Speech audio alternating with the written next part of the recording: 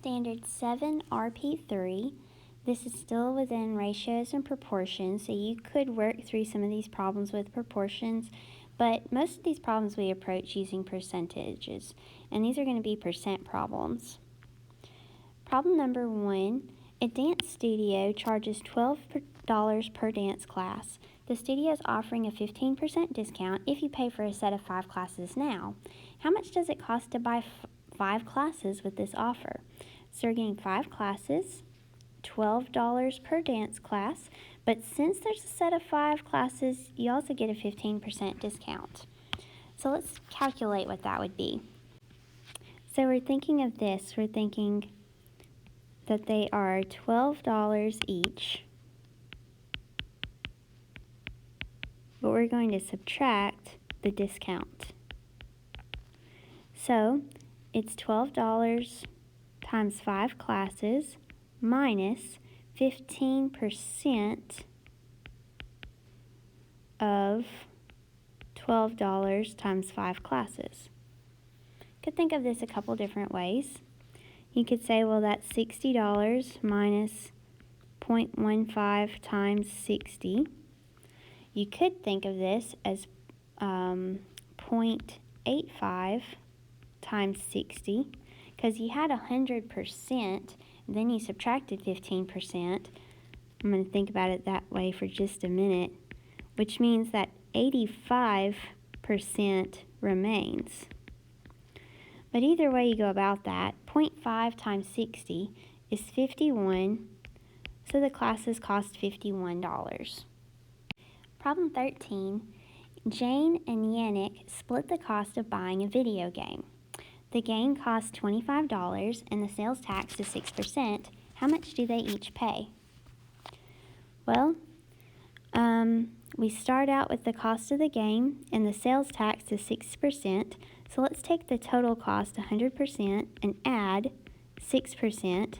That means we're paying 106% of $25. So 1.06 times 25 is 26.5. Now remember, that's $26.50.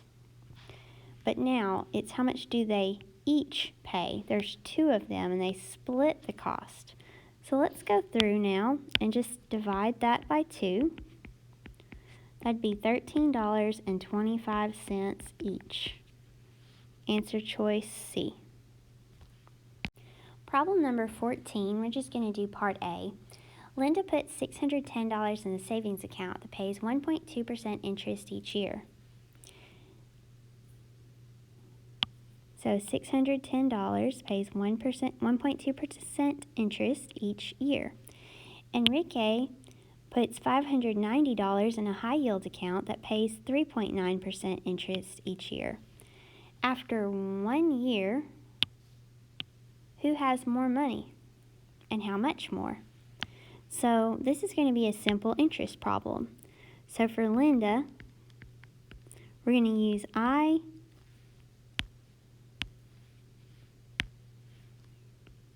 equal PRT. So we're going to calculate the interest and then add it to the principal afterwards to find out what she has in her account. So she starts with $610 as the principal, times the rate is 1.2%. As a decimal, that's 0.012. And the amount of time is 1 year. And so we multiply 610 times 0.012 times 1, and we get 7.32, which that tells us the amount of interest earned. The total is 610 plus the interest, $7.32, which means that she has a total of $617.32 in her account after 1 year. Now for Enrique, we have I equal PRT again.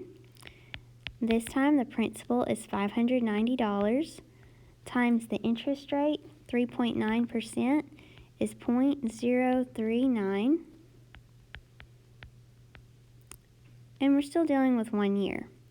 So we multiply those, and we get 23.01, and then that total amount of money would be the principal, $590, plus the interest earned, $23.01. And when we add those together, we get that the total is $613.01. So now to compare the two, who has more money? Well, Linda does. She has $617 and change, where Enrique has $613 and change. How much more? We just subtract them. We say $617.32 minus $613.01, and we get $4.31.